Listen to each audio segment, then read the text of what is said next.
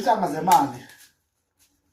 Inhlanga zemali bonke abantu abangafuni ukukhokhela nokutshelisa ngemali bakukhokhele bakunikeze imali. Ngoba kubalekile imali ibalekile ukuthi bonke abantu abangafuni ukukhokha bekunike imali. Ibuye imali yakho uyande imali. Isandiso lesisigayo bafowethu, kayisandiso semali.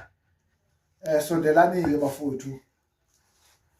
Angimeme ngiyanitshela othandayo engeza ongathandi ngeke umphikise okhesiyayo ozothi awumoni usefuna ukuthi size umnike sofuna lo muthi khona uzopha ngeke phansi imali yini engushoyo kukodwa kuphela ngcomi kodwa kukhuluma iqiniso ngoba kunabantu abathi mabephendula into engacacile ziningi sizoyifikela ifuna lo muthi woza-ke uzosithola isihlahla esihambisana lempande uzosithola lo muthi inhlanga zakhona zokuphakamisa isithuba indoda uye kubo umfana utshele umuntu imali ingabuyi kufanele uma utshele unikeza umuntu imali wena kunemali ezalayo ibuye ibhizinisi yakhe iyanda isandiso lesokuthi ibhizinisi yakhe iyanda iye phambili uma uthanda ukudla uzodla uzodla mashabe hlezi indubandubanele kumandubanele ukuthi namazimpethe ahlukile